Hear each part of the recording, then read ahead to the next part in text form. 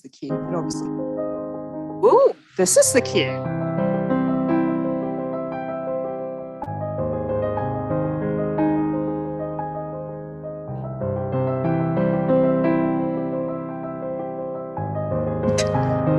It's quite a long countdown, this, isn't it?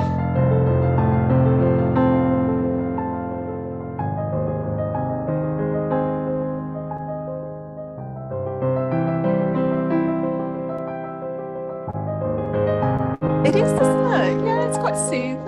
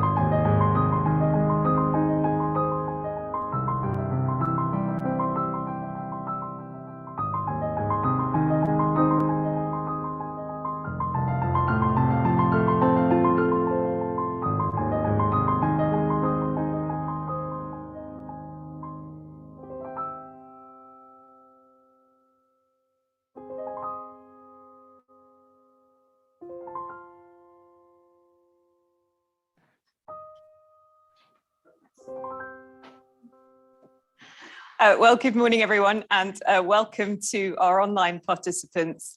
We've just gone live. So this is Deep Dive session 1.2, Procuring Outcomes Still Knotty. I won't repeat the introduction that I've already given to the poor people in the room who probably don't want to hear it twice.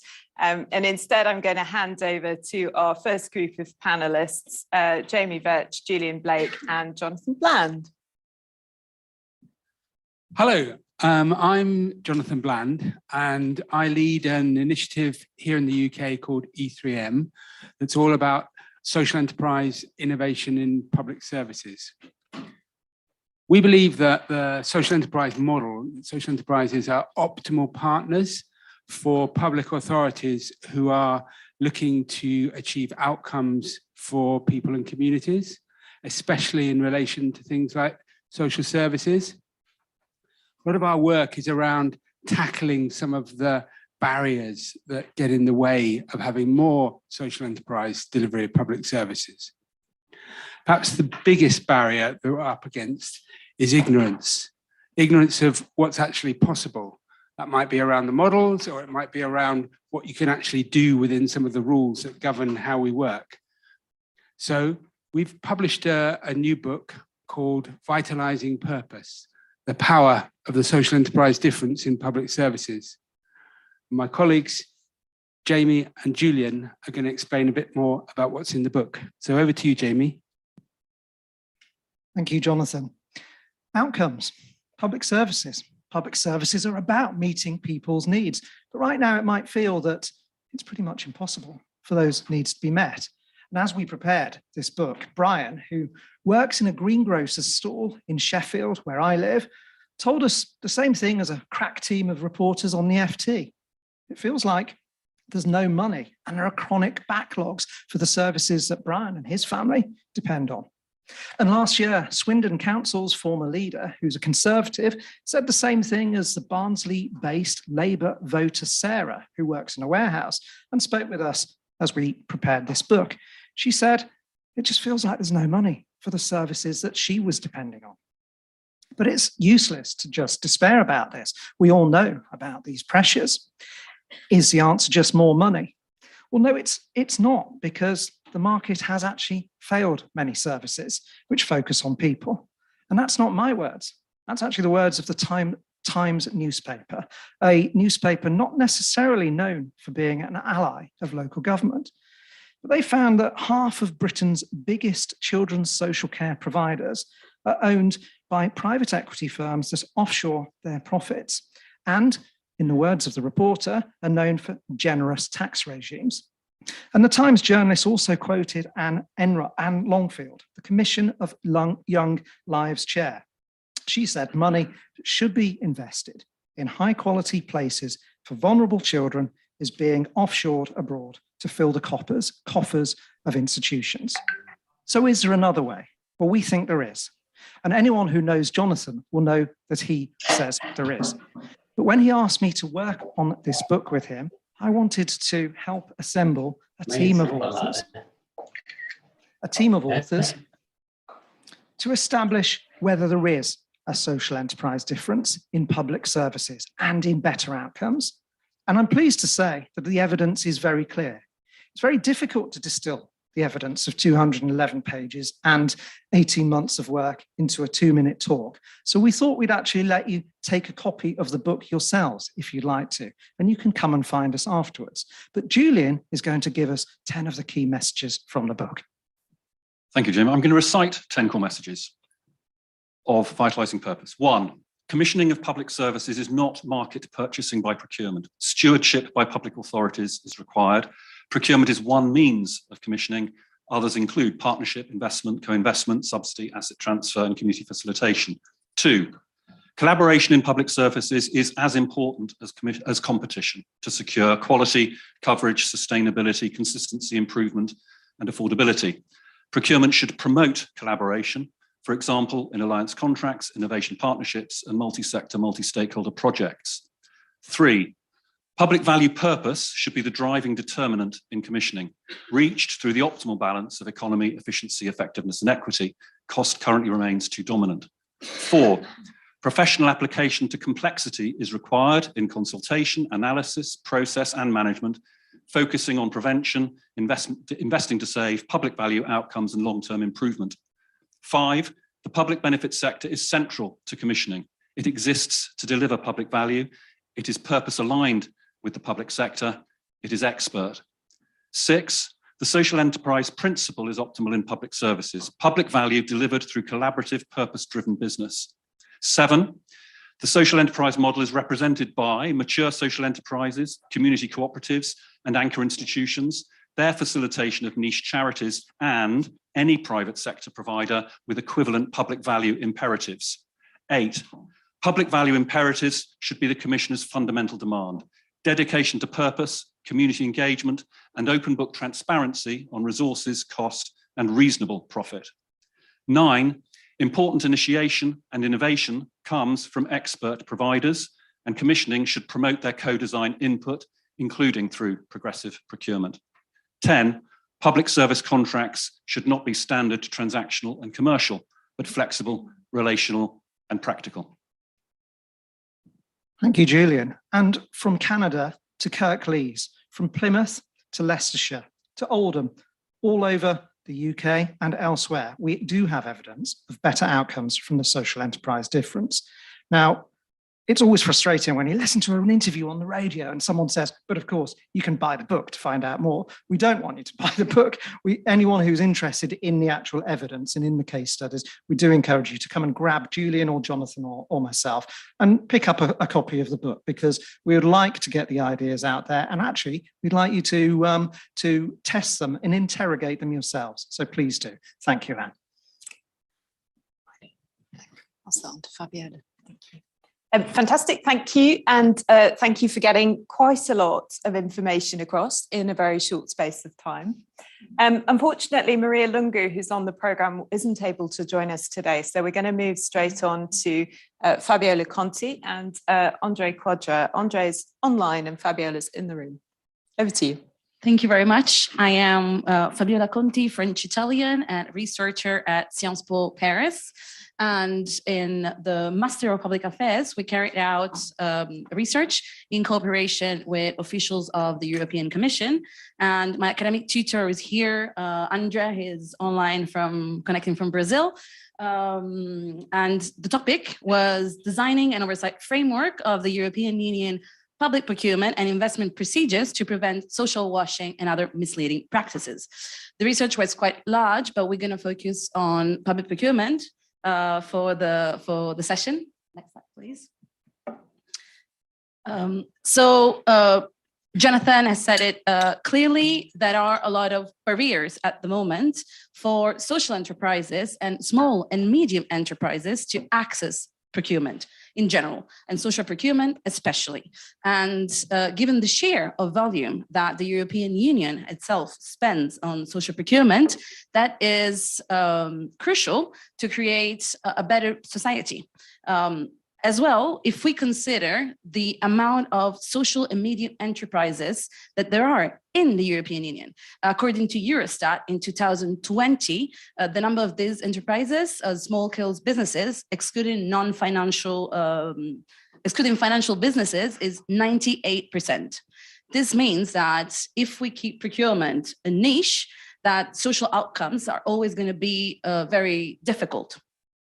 Therefore, our research is aimed at facilitating the access to social and medium enterprises to the procurement.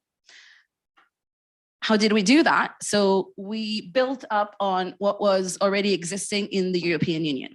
The European Union is not important only because of, as we said, the sheer volume. The GDP of the single market is 15% of the GDP globally, but also because the European Union is one of the regions that have most developed the impact investing and the social outcomes. There are several regulations for financial markets, for listed company and non-listed company, but it is missing an easy access for SMEs, once again. For example, the CSRD, it's accessible on paper to social enterprises and SMEs, but barriers in entry are extremely, extremely high. Therefore, what we did, we built on what was already done there, and we proposed a simpler system to evaluate social outcomes that is in the next slide, that is called the USL, the Unified Social Label, that basically simplifies the outcome that there are in the regulation and makes it accessible for firms that do not have a procurement of 50 people, but who are composed of 50 people. And there is a two-step certification that the first level is built on ESGs, and the second level is built on what is interesting for us, social outcomes, with the principles of intentionality, measurability, and additionality. We believe that the label should be still voluntary, and it can be used not only by SMEs, but from all actors. So in a business-to-business approach, next slide, please. In a business-to-business approach, but also in a business-to-consumer approach. We've seen that the labeling system has been proven to be very effective in the European Union. It's identifiable. It speaks to financial markets for bonds, to investors. It speaks to simple consumers, and it speaks also to business. And therefore, we suggest that not only these companies should have incentives in facilitation and prioritization in participating to social procurement, but they can also gain reputation and financial incentive by using this label. What is very interesting on this system is that it's measurable across board. At the moment, there is a very big challenge in harmonizing everything. So when we're talking about outcomes, it's very difficult to talk to enterprise number one and enterprise number two. And therefore, the challenge here, it was to use a common definition of what things are. Unfortunately, the time is limited, so I cannot get into that. But the idea is to have something that is shareable across the board, but also something that is customized according to the field the enterprises are operating in. So to conclude, is public procurement still knotty? Yes, it clearly is. Nonetheless, thanks to research and evidence, there has been proven that there are methods and mechanisms that can help entangle the system. Thank you very much. Fantastic. Thank you.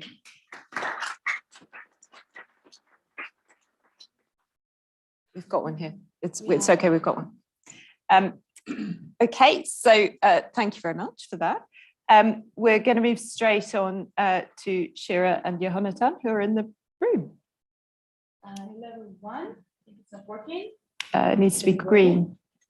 Okay. So my name is Shira Tafar from JDC LK in Israel, and here with me is the Yoni Almon from Prime Minister's Office. And we are going to introduce the case of social procurement in Israel and how our initiative is trying to create a new generation of social services. Next slide, please. So how does social procurement in Israel look like?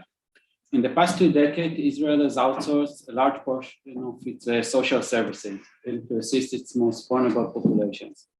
Just to put things in perspective, we spend over $6 billion annually, about 5% of our total budget on these services. While it's very significant investment, there is a broad agreement that the money is not spent efficiently enough and that the current procurement practices must be improved. Although Israel is a small country, it's very heterogeneous.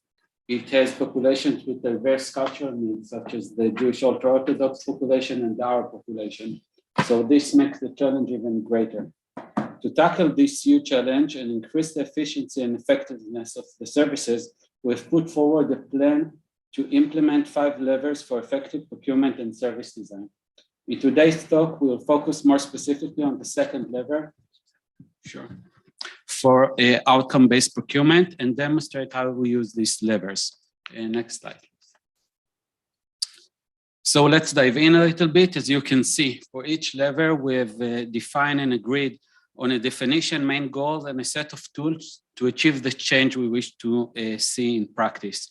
In this case, for outcome-based procurement, we want to see that the service implements continuous learning and improvement processes and achieve its goals. More specifically, that the service aims towards well-defined outcomes and that the service has detailed M&E strategies and applies data-driven contract management. To achieve these goals, we are integrating tools that I'm sure you all know in this room, but were scarcely used in Israel in practice. For example, almost all tenders did not specify the service logic model or its outcomes, let alone integrate mechanisms that allow government to pay for success. Now we're promoting 2 strategies. For pilot programs and small innovative interventions, the use of SIBs, you all know that. And for ongoing large-scale services, we want to implement outcome-based incentives on top of the regular payment, usually up to 5%. For example, for housing services for the disabled, we'll introduce for the first time incentive for successful integration into independent living in their community. This coherent and holistic framing of the change we wish to achieve throughout the 5 levers allows us to promote profound systemic change in the way government procures social services. Next slide, please. We also understood that systemic change must transform the practices of the government regarding procurement. In Israel, there were numerous attempts to improve social services. And we had one main insight from those attempts. We understood that there is a need for a holistic approach that focuses on the procurement process as a strategic mechanism. And how do we do it? When looking at the process of procurement, we realized there is a need for 3 added pillars. And I'm going to introduce those 3. You can see them. First, policy and methodology to shape the perception of social services and how procurement is a tool and a means to achieve them. And designing the logic model for the social procurement process and dividing it into 5 levers that Yoni mentioned. Even that just a concept was new to the government. Second, creating data and infrastructures that support the actual efficient management of the procurement process. For example, before, we could not see the full picture of expenditure and service that are being delivered through procurement. The data was not gathered systematically and was not open to the public, and now it is. And last, human capital and capacity building. We understood that process involves 2 different languages. One of social service as social workers or health experts, and the second of procurement experts who specialize in contracting and competition. And our solution is to create the position of a translator who can speak both languages and mediate the process so that it can achieve its goals and to build its capacities and expertise. So those are the 3 added pillars that we added. But we understand also that adding these 3 pillars is not enough for changing the whole system. We need to involve the entire ecosystem. Therefore, Our initiative was launched by a cross-sector roundtable and is being implemented through a unique collaboration between the government and a civil society organization. From the governmental side, it is led by a unit at the PMO office that is focused on cross-ministerial structural reforms. And from civil society side, it is led by JDC ELCA, an NGO focuses on creating systemic change to improve the efficiency and effectiveness of social services. And we are both the representatives of those organizations. Throughout this partnership, we get richer and more diverse perspective out of the box solutions and enhanced trust among the ecosystem. And this all contributes to a better implementation of the systemic change as a whole. Next slide, please. And we also understand, and everyone knows, that managing a systemic change is hard, and we need data to know where we are and where we need to improve. So we are developing a dashboard that reflects the change in each one of the pillars that, each one of the 5 levers that we mentioned. This data will allow us to manage the change and achieve better outcomes for Israel's most vulnerable population. And as you can see, our main goal, our main sentence is better system leads to a better service, leads to a better lives. Thank you. Fantastic. Thank you very much. Our next speaker is Simon Collinson, who's one of our online participants today. Hello, hope you can hear me. I'm looking to see if my slides will pop up. Yep, excellent, thank you. And sorry I can't be with you physically. This is a kind of hello from Shenzhen. I'm in China and it's just gone 7 o'clock here, but I wish I could be there in person. It looks like an exciting get together. So I'm Deputy Pro-Vice Chancellor at the University of Birmingham. I lead on regional engagement, and City Ready is an institute I set up, which we launched in 2015. It's the City Region Economic Development Institute. We got significant funding from Research England to establish WM Ready in 2019. So I have about 30 interdisciplinary staff doing user-led research, and some of this is on procurement.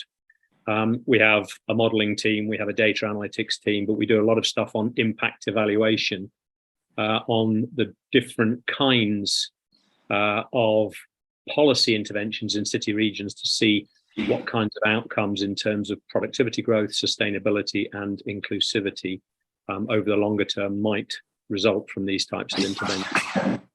Next slide, please. So there's a brief piece about the Institute, City Ready. We're doing some, I think, really exciting work on innovation procurement. This is the use of public funds to encourage procurement that develops the adoption or the development of certain types of innovation capability amongst the supply chain.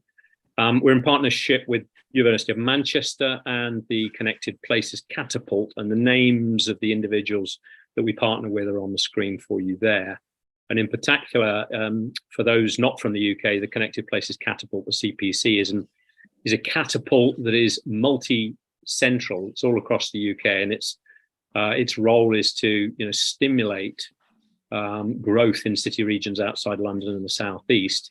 And thanks to the work of a colleague, Malcolm Harbour, we're working very closely with the Catapult and Manchester on a number of different approaches to innovation procurement. And we've set up with them the Innovation Procurement Empowerment Centre, IPEC. And again, the colleagues from Birmingham, the names are listed there. I'm not going to run through the slide for you. I'm sure you can read that from where you are. But if you just jump to the next slide, thank you very much. The goals that we've got generally, if you could go back one, sorry. The goals we've got in the Innovation Procurement Empowerment Centre, IPEC, but also we've been working on for quite a long time with our colleagues in Manchester. It is really about, the first one is really about the proactive deployment of what in the UK is 300 billion annual spending on public sector procurement to encourage different types of growth in regions. That's our major focus. And in some senses, we have discovered similar problems or constraints to those in other countries. And I'll come on to those when we look at the 2 projects. The issue is that public procurement has a significant potential to improve the precision of interventions and outcomes in city regions in terms of what we call multiplier or diffusion effects without additional spending. POGO members know this. You're already spending in the UK this 300 billion a year. The point is, what is the outcome from that spending, and how can you shape the spending patterns both at the national level and the local level to improve the innovation in the supply chains that enables certain types of growth? And this growth is not just to be measured, in our view, by productivity increases and GDP increases and the volume of the economies at the local level, which has dominated as a sort of KPI UK government spending as a target for public investment. What we want to do is shape public procurement capacity and capability to improve both the sustainability, net zero outcomes in UK regions, but also inclusivity, so that the growth profiles can actually include those from lower income communities. And that's more challenging, particularly given the legacy in the UK. And it's likely in some of these areas that we're going to need parliamentary bills. We're going to need mandated changes in procurement so that net zero technologies and the adoption and use of these are mandated by government, which will create then a knock-on effect for the need to improve capacity and capability at the local level to actually, again, procure in the right ways so that sustainable technologies move through the supply chain and diffuse through local economic systems. So if you jump to the last slide, I'm doing this really briefly just to run through both the context in which we work and just to give you a flavour of some of this procurement work. And you need to remember, in City Ready, this procurement innovation work sits within a much wider portfolio of analysis of government policies to intervene intelligently in city region economies to stimulate long-term changes in growth profiles in the ways I've just described. And I think the two parallel projects we're working on at the moment serve as hopefully an interesting indication of this work. The first one is actually a very local project we're doing with the Centre for Local Economic Strategies, CLES. This is around 8 anchor institutions. Anchor institutions are embedded and locked into the local place, like universities, like hospitals, like the City Council, which is currently under a set of challenges from its debt problem. But 8 anchor institutions are long-term embedded, and their local impact is quite significant. So these have a combined budget of about £4 billion and a workforce of over 40,000. That includes the University of Birmingham.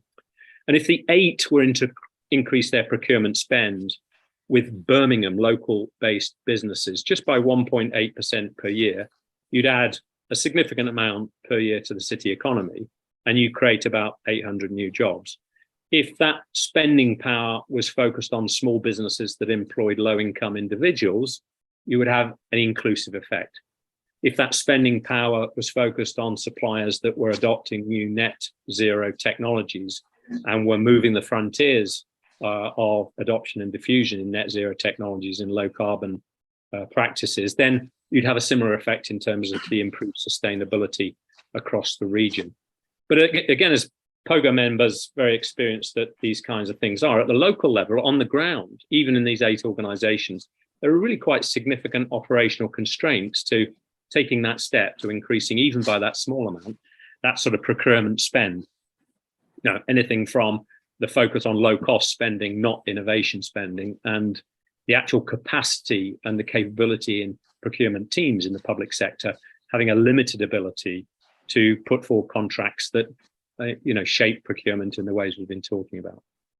So that's on the ground. It's almost a bottom up, and that gives us practical constraints. The second sort of parallel piece of work we're doing with some excellent colleagues at Manchester, and this is under our banner CRISP. This is work on public procurement of innovation very specifically.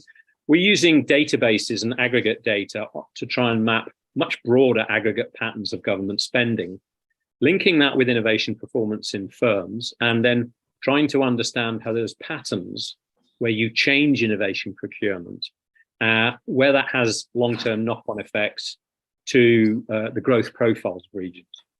And that's showing in the stages we're at some correlations between particular procurement practices and regional growth characteristics. So we can compare across city regions, both in the UK. We're doing more and more work comparing internationally. But it's also revealing some issues about what we call institutional quality.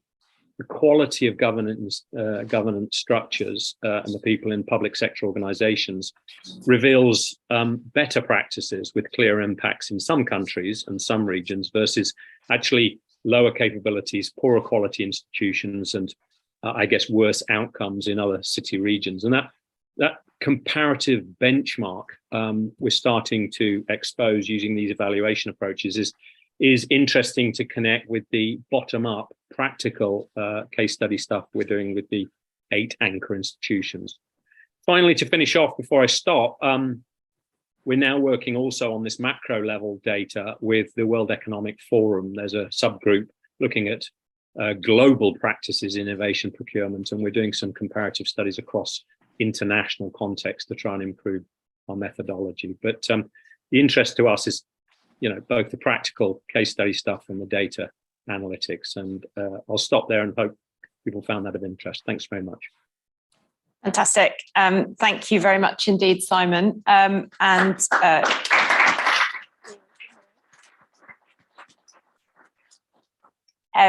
We're moving on to another of our online contributors, Ross Wood.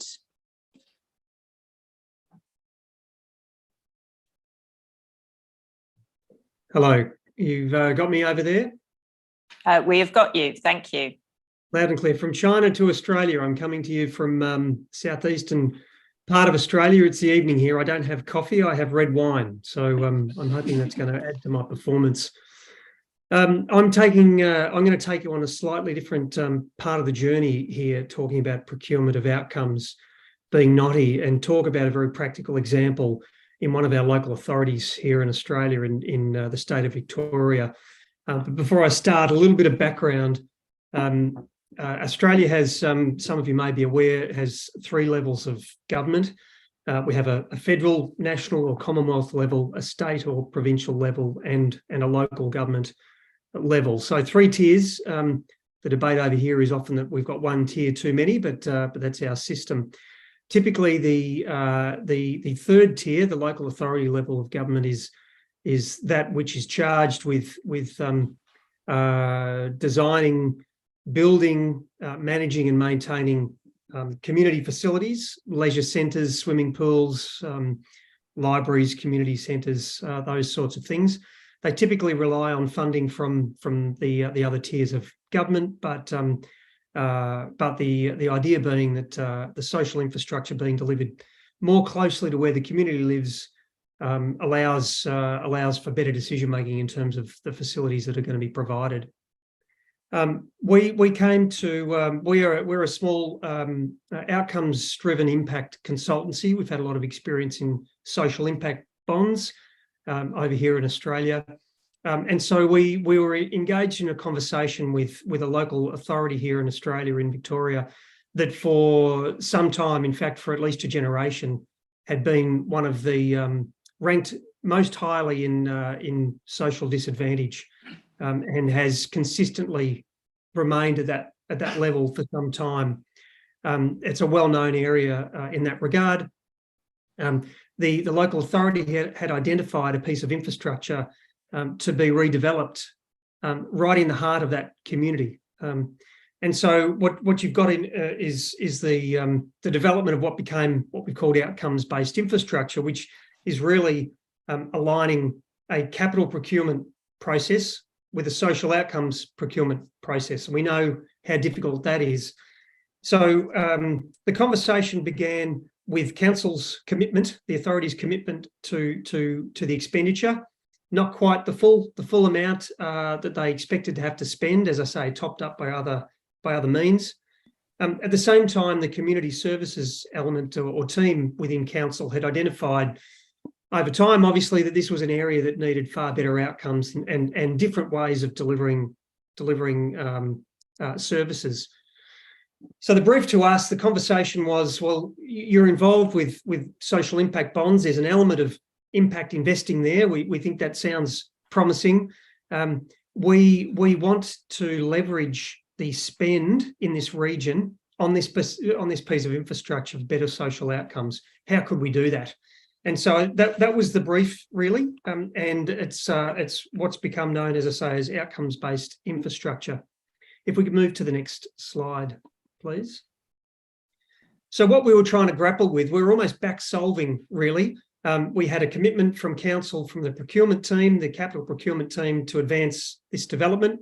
It was going to go ahead. 90 to 95% of the procurement process is well known, as we all know. Buildings and so forth are pretty easy to procure these days. The costs are well known, the timelines are well known. On the other hand, we had a community services leadership that was impatient about the results they and others were able to generate in this community. So we've approved a spend. There was a funding gap. Community services has identified a need. How can we bring these two processes together, piggyback off the capital procurement process, both the speed and the efficiency of that process, but also the volume of spending that would be allocated to it, to deliver real measurable improvements in community need. And if you think about it, we often think of the notion of social infrastructure being quite lazy, really. The delivery and management of community facilities is a critical part of our communities. But actually, what targeted social outcomes are they delivering? We count on an output basis, numbers of books loaned out at the library, number of people entering a particular facility, but in terms of targeting social outcomes, a lot of the social infrastructure we fund is quite lazy. So how do we do this? If we could move to the next slide, please. Now, for time and simplicity reasons, communication reasons, I've simplified the procurement process. If there's anyone in the audience that's been involved in capital development, please don't hold this against me. But reasonably straightforward process of a budget decision to invest in public infrastructure, some sort of consultation process. What do we need to build? If this is a leisure centre, do we need a pool? Do we need a gymnasium? Do we need allied health? There'll be some sort of master planning process that the architects will drive. A more detailed design and cost planning, that'll move through further design and cost planning to final, and then the authority will procure that in the most cost-effective way possible and deliver it. So the challenge for us was to try to piggyback off this and interplay a social procurement or a social outcomes procurement element to it. So what we did was, if you could move to the next slide, please, thank you. And this is, again, an oversimplification. What we found was the work needed to be done up front. Like any social outcomes contract or program, the planning is critical. The targeting of need, the identification of the cohorts, their current characteristics and needs, and the outcomes that we want to shift them towards really is the most powerful part of this. And so that's how we began.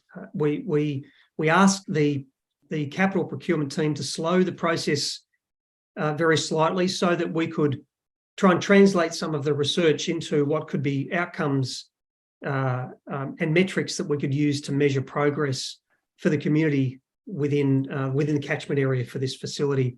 And so you can see there, prioritising those needs, outcomes and targets. Many of us in the room that have done outcomes-based work will recognise this process. We then, however, looked outside to the services landscape. In Australia, our local authorities deliver some services, but they don't deliver a lot. And channeling Professor Considine's presentation earlier, that's certainly the case in the local authority level of government in Australia as well. So who are the service partners out there that might be aligned to our outcomes and our approach? So there was a procurement process, more an expression of interest process really, for service partners to join on this journey, which we did. If we're able to do that before the budget decision, we can then engage the service partners in the master planning alongside service design. So not only are you designing the facility, but you're designing the service logic that the partners will implement at that facility. The other benefit for the service partners to come on board is that we offered them space in the facility, which was attractive to these particular agencies. So like the local authority was able to generate some commercial rent, which helped with the additional funding needs, but it also allowed the service providers to have input into the design. And we'll come to the implications in a minute, but I do Ross, know that. Ross, can you draw to a close, please? Your time is nearly up. Oh, sure. Okay. Very close. So the next slide will show us the difference between a typical capital procurement process and a social procurement process. On the right-hand side, the Brimbank is the name of the local authority. So rather than simply getting gym change facilities, water slides, splash pads, etc., we've got co-located services, integrated outcomes frameworks, and a performance plan and community outcomes written into the rental agreements. So the final slide is the implications, the so what. What have we learned from this? If you could move to that. This really did take leadership. So these two siloed approaches to generating procurement outcomes, one on the capital side and one on the social side, very rarely meet. And it's lip service typically that's paid when they do. It was the leadership of the community services team determined to insert themselves in the capital procurement process that created the space for this to occur. It tends to work best where complex social needs exist rather than simple social needs, if I can use that as perhaps a lazy phrase. But where you're going to need several partners, perhaps where there's a place-based solution required, this works really well. As with any outcomes-based contracting and commissioning, you really need to start with the cohort and the need. That allows you to align the partners, but it also allows the outcomes frame to be developed and the performance management element as well. Really, the costs of this, both in time and additional consulting costs, is immaterial, actually. So in this case, the final build cost was somewhere in the order of 30 million pound equivalent. So it might well have been several $100,000 worth of consulting fees, as I say, a drop in the ocean compared to the capital spend. Most of the people really did appreciate the process because it clarified what was required at the site and focused people on the need, and therefore promoted innovation and efficiency in the procurement and the delivery. The facility is now up and running. The partners are running a shared outcomes framework. It's also spawned other community-based projects and a collective impact project at the site as well. Thank you. Fantastic. Thank you, Russ.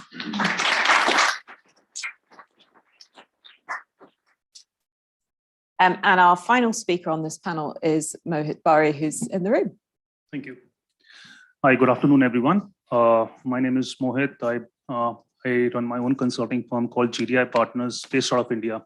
And please allow me to take you to India this time, where since 2015, close to 5 different outcome-based programs have been designed and are being delivered by different partners. Of lately, the government of India has also started taking some kind of keen interest in the outcome-based financing programs. Lastly, being skill impact bond, which is being run by where the government is playing the role of a risk investor. But today here I am presenting you the latest program where the government of India is acting as an outcome funder for the first time in the country, and is paying for the results rather than paying for some kind of infrastructure creation. Next slide, please. So this program we are currently running is with the NITI Aayog. So NITI Aayog is a government of India's think tank which creates new policies, new programs, new innovative kind of programs in the country. So far, since 2004, the government of India has spent close to $2 billion, and that's a significant amount of money, in creating computer labs in the schools with the right intent that once the students start using these computer labs, the impact on the learning outcomes would be good. I think the intent was great, and close to 86,000 public schools out of 1.5 million schools in the country have this kind of infrastructure already available. Next slide. However, rightly in the phase one, in the time so far, the focus has largely been on the infrastructure creation. But more importantly, now the focus is shifting more towards how do we ensure that this infrastructure actually gets used. If you go to most of the schools, there is a reported underutilization of this kind of infrastructure. While there are pockets of success in some of the schools, largely one can say this infrastructure lies unused or little less used, so that the impact on the learning levels of the students has been far below than what was expected. As I said, over the last 5 years, 5 different outcome-based funding programs have been implemented in the country: Educate Girls, Utkrishт Impact Bond, QEI DIB. But these are largely being done by the philanthropy or the donor sector. Taking cognizance of that, this NITI outcome-based funding program is led by the government and is being delivered by the government on the ground. Next slide. So NITI Aayog came in partnership with Michael and Susan Dell Foundation and GDI partners to design this country's first outcome-based funding program, where the outcome is very, very clearly defined as, so far the outcome is defined as creation of infrastructure in the schools. But now the definition of outcomes has not shifted just to the usage of the labs in the school, but also towards improvement in the learning levels of the students who are participating in this program. Next slide. Very simply, this is a simple procurement process. We have not redesigned completely or tried to overhaul the system so that the government doesn't shy away from it. In this case, the outcome funder is Government of India. It simply procures an EdTech service provider through a normal tendering process. The whole small change or the little change that makes the game interesting is that the payments to the service provider is linked to the improvement in the learning outcome. So earlier, the payments of the service provider was linked to creation of infrastructure in the school.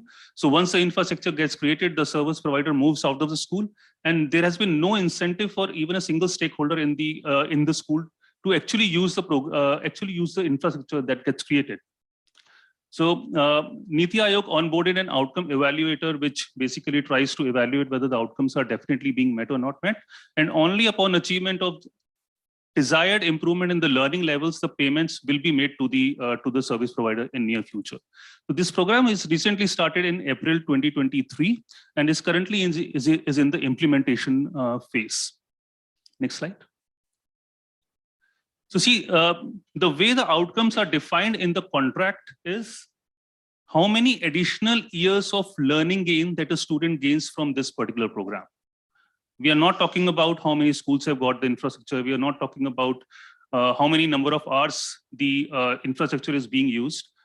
At the end of year 1, if the students gain 1 additional year of learning gain over and above control students, you get your payments. If at the end of year 2, you get 2 additional years of schooling over and above, these are incremental, over and above the control students, you get your payments. So that's how the payment structure has been redefined in the existing contract, in this contract. And you can clearly see that 50% of the payments of the service provider are getting linked to these 2 milestones at the end of year 1 and end of year 2. So here we have tried to create an enough incentive, at least for one stakeholder in the ecosystem, so that they take the full ownership of driving the usage of these labs. And not only that, through the quality-led procurement, driving the learning level improvement in the students who are participating in this. Next slide. As of now, I'm really very happy to state that the procurement has been successfully completed. It was a long process. It was not very easy. We faced a lot of roadblocks. Sitting here, as we are sitting here in this room, there are close to 70,000 students sitting in the classroom back in India who are learning from this kind of infrastructure in their schools. So in 280 schools, close to 2,500 teachers and 70,000 students. And also happy to share that within the 2 months of the usage, from July till mid-September now, close to 60,000 hours of learning has already happened. I mean, that's a significant step forward, and there is a clear shift in the focus on driving the usage by the service provider and not just creating the infrastructure at the school level. Next slide. So this project is happening in one of the bigger states in India called Uttar Pradesh, which is, just to contextualize you, the population of Uttar Pradesh is even more than population of UK, Germany, and France combined. So that's one of the big states. It's a district level procurement. So it's not spread across the state. It's spread across 4 smaller zones within Uttar Pradesh, and And the procurement value of each district level procurement was close to $1.2 million. It may not sound big enough, but at the district level procurement, 1.2 million is a significant amount of money that is getting spent on one single project. We did face a lot of challenges in this procurement, and challenges are not new. I think anybody who is practicing outcome-based procurements for the first time, it includes limited capacity of the officials there to undertake the quality-led procurement, because the whole game here is not about the quantity, it's about the quality of the procurement that typically happens. No prior experience in managing outcome-based funding contracts. And this is the first time it was happening in the country, so it was very obvious that somebody who is procuring outcome-linked contracts, some kind of pushback had to come. Large contract value for the officials who were managing this kind of a program, and they already had their work loaded with n number of things that they were anyways doing in their on the day-to-day basis. Next slide. Can you draw to a close? Yeah, I'll just quickly go to it. So my focus on this particular slide was that the focus of the procurement shifted from cost-led procurement to a quality-led procurement through different means. Next slide. And at different time of points, because the significant capacity building was needed to be happening in these kind of procurements, we tried to centralize and standardize as much processes and systems as possible at the back end, so that it's easier for the officials to kind of enable this procurement happen. And along with that, we did enhance the administrative capacity by provisioning of additional team members, so that at least the first program of the country should actually see the light of the day. Next slide. Yeah, and with this, we hope that given that there is enough ownership with the service provider, they will be able to drive the engagement at the district level, so that next slide. So that at least we will see a few more programs in the near future, which will shift from the input-based procurement to the outcome-focused procurement in the India. Thank you.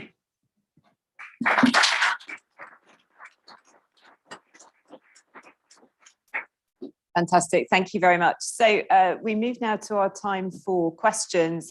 The way this works is that we'll collect up a bunch of questions from the audience in the room, and also from our online audience via colleagues in the room who will collect those from the chat. So if you're an online participant, please feel free to drop questions and comments into the chat, which will then be reported to us.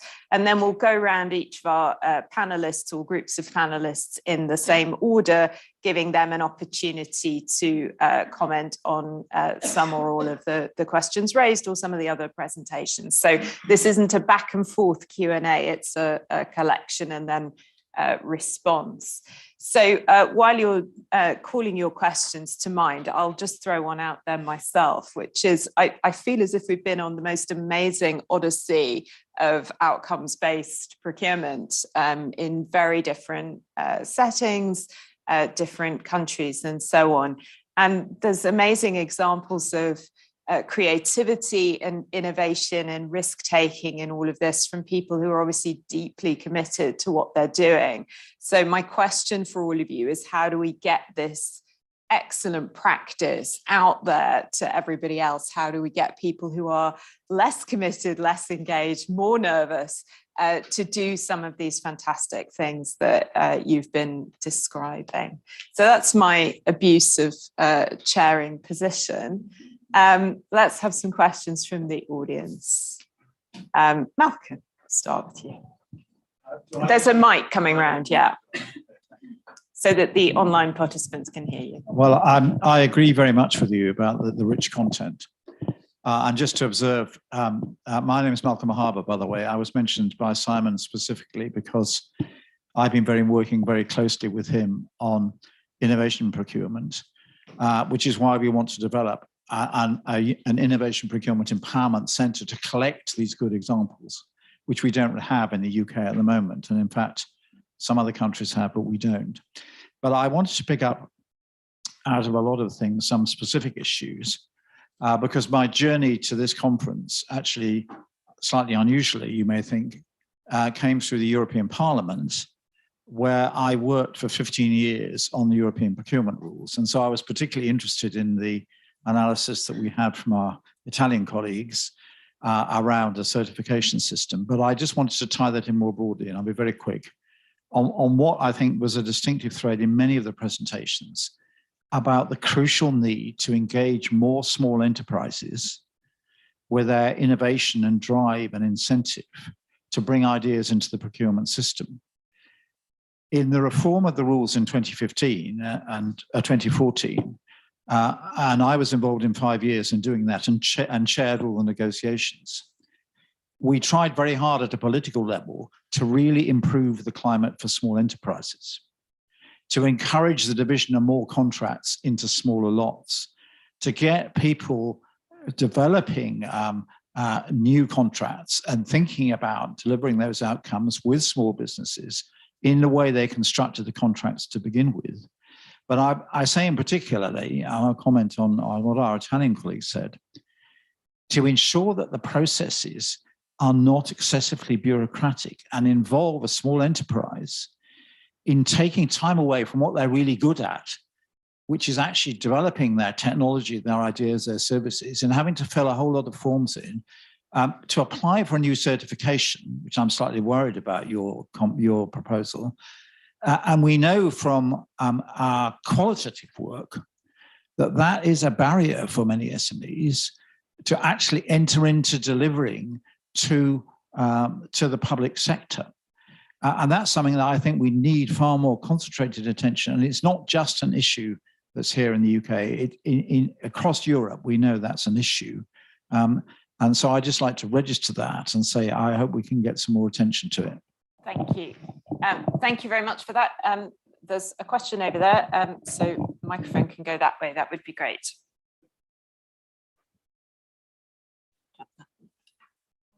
To the chat there. Okay. Is it on?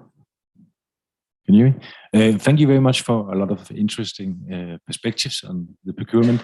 So I was wondering how social values is used along the procurement models that you all mentioned, and what might be the right balance related to target specific outcomes. So it could be measures like well-being or life satisfaction measures for the target groups, along with these more traditional procurement procedures.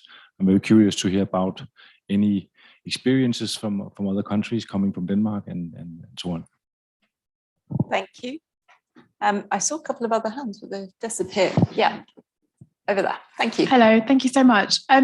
For the colleagues from India, I'd love to hear a bit more about the capacity building journey that the different stakeholders went on. And that's because I'm from an international NGO and we're kind of beginning this journey. We've also got our first development impact bond. So thank you. Okay, great. We'll come back to that. It's a question here. There. Sorry to be pointing, but I have no other strategy. It's okay. Thank you. And thank you to the panel. As outcomes are very much moving towards complex outcomes because challenges are very complex. Cooperation is key. And my question to whoever wants to answer it is double. One question is, what is needed in legislation to make cooperation more certain and safe to organize? And the second one is, if you get it organized, how do you prevent of cooperation becoming an institute? Good question, thank you. We've got another one there and then one over there. Hello, my name is Anton. I'm coming from Denmark as well. I was very interested in the ESG, can you say, mechanism, and especially, you know, the silver and the gold standards or the signs. Do you have any evidence or indications of large businesses or even SMEs wanting to go above and beyond the minimum requirements in terms of ESG reporting and actually, you know, aiming towards a gold standard, maybe applying a theory of change or logical model to actually express what you invest and what it actually becomes instead of just having donations or something like that? Thank you. And we had a question up here as well. Hi. Question for the colleague from India. Our team is implementing an impact bond in schools in South Africa. So 2 questions really. One, how did you pick control schools? And having 86,000 schools, I'd love to know how many controls you had. But a second question, unrelated, is so the first question, how did you pick control schools and how many? Tell us a bit about the comparison of the 2 groups. The second is, as it's a government-funded outcomes project, what regulatory approvals were you required to get to use government funding for a project? What regulatory approvals were needed to approve the funding for a project like this? Thank you. Thank you. Can I just see how the online chat is doing, or whether we have any questions from online that we could just raise now? Thanks, Ian. Thanks, Anne. We have a question here from Amita Gulati, who asks, very interesting case studies. One question for Mohit. Would you be able to share the thinking behind getting the service provider to bear the risk of the project? Also, any detail on challenges in the procurement process and how these were overcome would be very interesting. Many thanks. Okay, thank you. Have we got any other questions in the room? In that case, you guys get a little tiny bit longer to respond. So we'll go back around in the same order. You've got about I don't know, 3 or 4 minutes for this, but so it's going to be tight. You'll have to be selective. So we start off with Jamie, Julian, and Jonathan, who need a microphone. Thank you.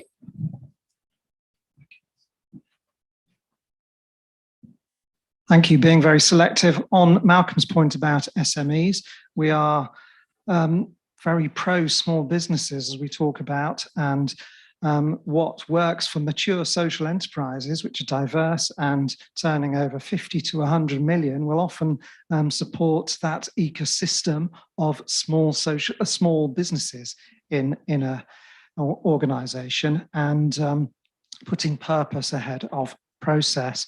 And on the social value question, which came up, there's a wonderful example of Canada using a 30% social value weighting and then 100% social value weighting against considerable resistance, but actually and catalyzing considerable outcomes as a result. It can be done. And the final observation that I have, which chimes actually with quite a lot of what speakers have said, is that seeing outcomes as a target doesn't actually necessarily generate great outcomes. And there is considerable evidence, anecdotal evidence from people running mature social enterprises operating in a diverse range of markets, health, social care, all sorts of other services, housing, that the system is gamed by other organizations. But by partnering with a purpose-aligned organization, its purpose is outcomes, then not only the outcomes that were originally hoped for can be achieved, but all sorts of associated, perhaps unintended positive social outcomes are being achieved by commissioning in partnership with social enterprises. Julian, I think, has a couple of points on the legals. Remembering that you're sharing the time. Yes. Okay. So I thought I'd pick up on the dissemination point and say something that hasn't really been said today yet, I don't think, and that's how terrible practice really is. So excellent case studies, but answering how do we disseminate the excellent best practice, we have to break down some really serious problems. There's the top-bottom thing. So the communication between the public authorities and the real need and the mediation of that between the expert providers. There's the different roles that are played by the commissioners, by the providers, by the investors, by the community, and they really don't understand each other very well. And within public authorities, a more direct one, when you talk to public authorities, there's an endemic problem of talking to the commissioner who doesn't talk to the procurement person, who doesn't talk to the lawyer, who doesn't talk to the treasury person, and so their functions are broken up and not coordinated appropriately. Now, that's a really serious bad practice, and all these good examples are overcoming it to a certain degree, but that's one of the ways we've got to deal with dissemination. And a quick point on social value, if I may.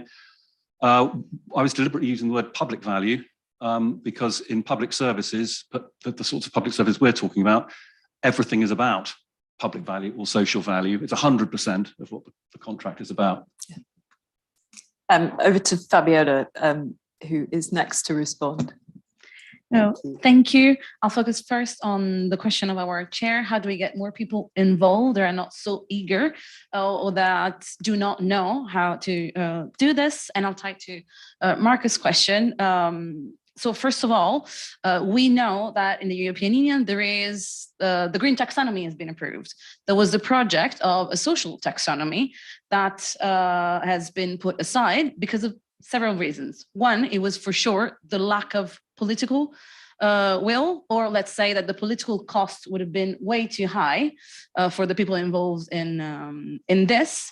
The second one, it's also that the green taxonomy is based on scientific numbers, scientific research.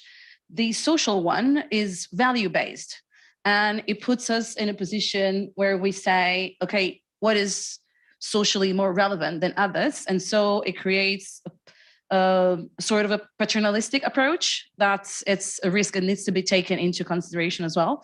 But nonetheless, even without the political will and even without like sounding paternalistic, there are networks of enterprises or partnership that do operate in level and do dissemination. For example, on this research, we have worked on with IVPA that does an amazing work with a lot of very small enterprises. And I'll tie myself to the Marcus question on that.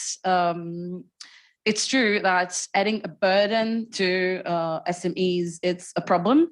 And this is why the research specifically focus on the guidance for the SMEs in compiling all the procurement papers, because otherwise it's adding something on top.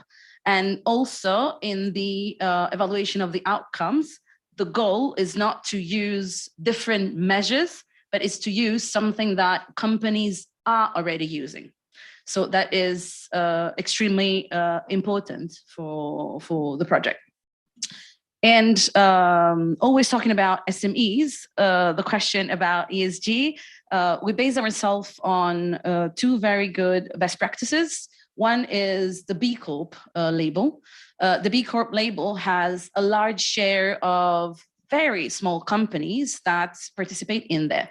So there is an evidence, empirical and literature, scientifical, that there is a will of a lot of small companies to pursue that. It's just very complicated to do. So the will is there. We see it with big corporation. We've studied also the social index that the Korean government has put into place, that has proven to ease the access for small and medium enterprises, social enterprises in this part. So will is there, very complicated for them to do. This is why we suggested, funded by the European Union, a cell of support for like everything that is paper filing for small enterprises. Thank you. Thanks. Can we have the mic over this end? Brilliant. Thank you very much. Pass the parcel to Shira and Yoni. Thank you. So I'll touch two of the points about, first of all, about how to encourage the use of these more innovative procurement practices. First of all, we have a national policy, so to some extent it's mandatory, but we find that the use of carrots, let's say, is much more effective. And we use, first of all, information and tools and accessible tools and good tools make a huge difference. Sometimes the resistance is just from lack of understanding or lack of knowledge. And if you make this tool accessible, that's a huge thing. Also people with the right expertise that will accompany the process and help the process and take some of the burden out of the process can make a difference. And of course, money. We give money to agencies, government agencies that are willing to participate in this some more innovative processes, and that also can contribute. Second question I will talk about are about small vendors, providers, more local providers. So you touched on making the procurement more local and in smaller chunks. That's useful, and we use that.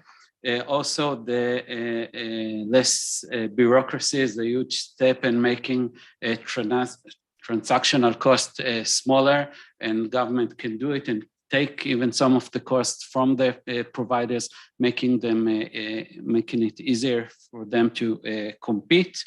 And also, we think that making data and tools more accessible to the provider market is a huge step, making tenders more simple, shorter, not 2,000, I think, pages of contracts, like he said in the first session, and making proactive efforts to make the tenders accessible, make small providers know the landscape, the competitions, and so forth, can really improve the accessible for small providers.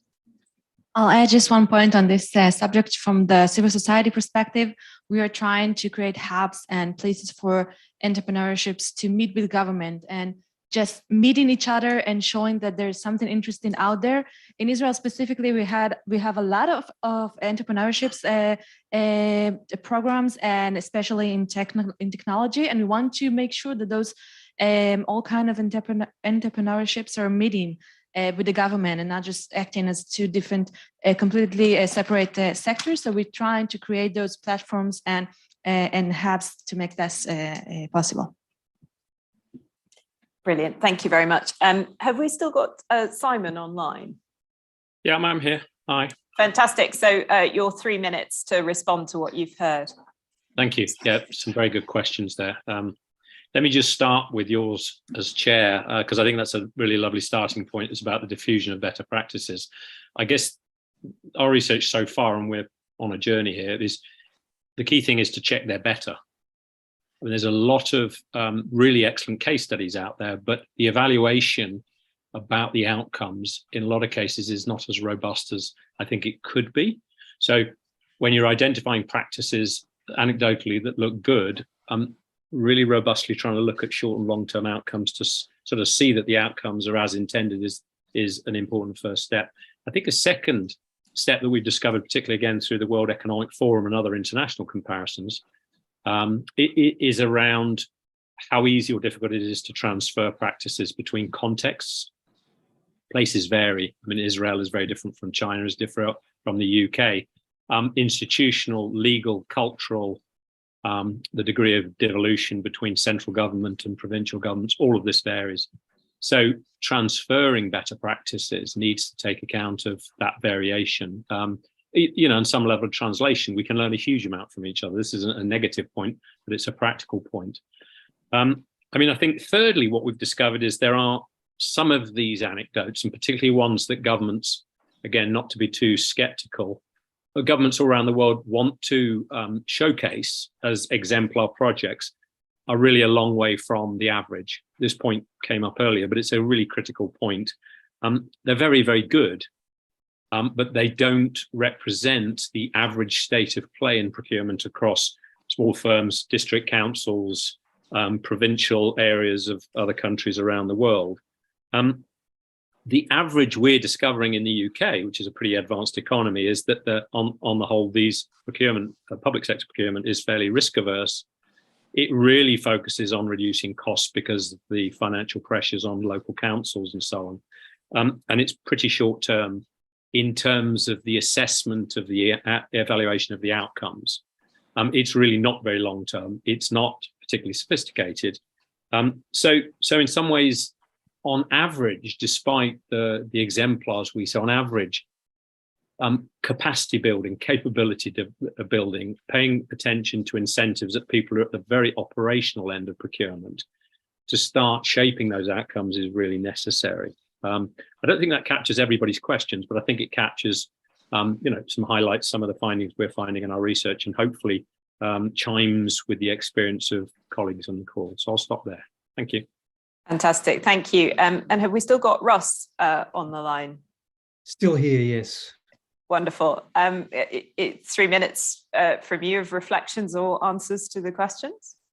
Sure. Yeah. Thank you. I'm going to leap on to that the theme of scale, dissemination, and sharing. I think it's an excellent question because it's one that we've grappled with here in Australia, which is the early adopters have come to the party, but how do we move it up that innovation curve? And I think it's less about kind of a marketing, about demonstrating projects and ideas. I think there's plenty of that, almost a beauty parade, often including at conferences like this, of great programs. I also think, Simon, the question of what's better is a tricky one too, because that's defined in different ways by different parties. Different parts of government have different ways of assessing what's better, particularly when there's a political overlay, right? So I mean, I don't know the answer to this either. I think though the answer has to do with breaking down the silos that block the collaboration, the natural collaboration and sharing of ideas across them. The great benefit and hope of an outcomes-led approach, which is why it's something I've committed my professional life to, is that outcomes have no barriers. They just have a system. They have an approach that requires collaboration. It requires integration. So what we've got is a public administration process, a political process, and I've spent time as a ministerial advisor here in Australia as well. And the silos go right up to the top. They go to prime ministers, presidents, premiers, other political leaders. And when there's trouble, the leaders go straight to their ministers and say, well, fix that particular element. Leave these interesting integrated projects aside and just get this off the front pages. So I suspect the answer is more to do with answering the question about how we break the silos. As I said earlier, in a lot of cases, that takes leadership, and there's plenty of examples of that, no doubt, in this room, as there are in other places around the world, where people at a senior level in both not-for-profit and government areas have come together and said, well, we just need to create a new way. So I suspect the answer is something to do with answering that question about how to break down silos. The other thing I just wanted to reflect on, there was a question relating to outcomes and which outcomes and how you decide them. To take that a little and then to take it off on a slight tangent, I think the other thing that we try to work with our clients and communities on is being very specific. And again, the benefit of an outcomes-based approach and outcomes-based contract is you have to so narrowly define your cohort that their characteristics are similar enough that a particular intervention can be attributed to some sort of change for that community. So setting outcomes for thousands of people isn't necessarily going to allow you a very easy way to measure and test success. So I think just that topic of setting outcomes, and certainly in the case of the example I've shared with you tonight, we went down to several hundred families, several hundred individuals. Are there indicators there that need shifting for that particular group? If so, how do we need to shift it? What's the model? What's the approach? And who are the partners that we might need at the table? Fantastic. Thank you very much indeed. And last but not least, Mohit, it's over to you. Yeah. I'll answer them one by one. I think the first one is, what were the challenges we were faced in procurement? I think, needless to say, the alignments was the biggest challenge that we faced in the initial leg, because once a system is aligned to a certain way of procurement, doing a complete shift towards outcome-based procurement took a lot of time, took a lot of discussions, a lot of conviction. The second challenge that we faced is around, it was very, very critical for this kind of procurement that we kind of procure very high quality kind of a software and edtech software for this particular program. There we collaborated with Indian Institute of Technology, Bombay, which is the number one engineering institute in the country, to come up with certain guidelines so that the quality doesn't get hampered. So we partnered with them. The third challenge we faced was around, this was the first time an outcome-based procurement was happening in the country. So I believe that what is the capacity of a service provider to take on the risk in case the outcomes are not met? So very limited number of players participated, and that delayed a program a little bit. But I think as this momentum of outcome-based funding gains some momentum in the country, more and more service provider would be willing to come forward and be participating in this. So there are three broad challenges that's coming forth to my mind. The other questions you asked around how were the school selection done. The schools were largely selected basis on the data on certain parameters, which included the infrastructure availability in the school, human resource availability in the school, teachers basically, and the enrollment numbers in a particular school.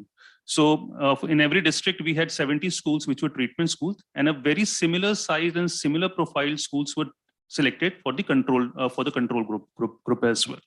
So that's how the school selection was done.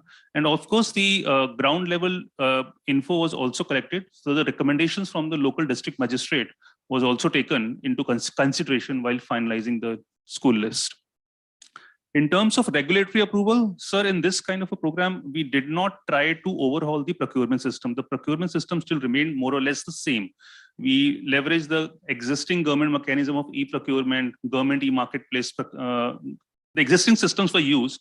The only things that were changed in how the payment will be made to the service provider. So the payment was not linked to infrastructure creation. The payment was linked to improvement in the learning outcomes at the end of year 1 and year 2. So no regulatory specific separate regulatory approval was needed for this particular kind of program. Yeah. I think someone asked about the capacity building part of this. I couldn't spend too much time on during the presentation, but we did 2 levels of capacity building of the district administration who was implementing the program. One is the technical capability as to how to undertake this kind of program. At every step, we created guidelines, SOPs, those kind of things. And as I said, we then also partnered with IIT Bombay, who created the technical scoring criteria,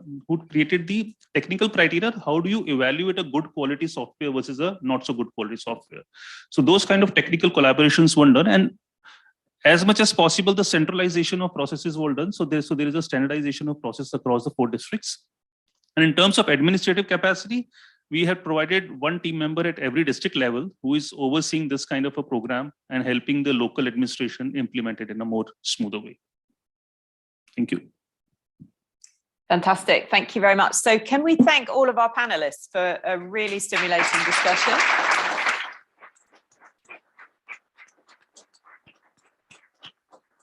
And to all of you for your great questions. If you cannot get enough of talking about the procurement of government outcomes, which I find is a common affliction in these parts, you could sign up for the Procurement of Government Outcomes Network, POGO, which you may have heard mentioned during the course of the discussion. There's information on the GoLab website about how to do that. And we have a meeting at 4 o'clock on the last Tuesday of most months to discuss some of these issues. And we'd love to see you there if we haven't seen you before. So thank you all very much indeed, and enjoy your lunch.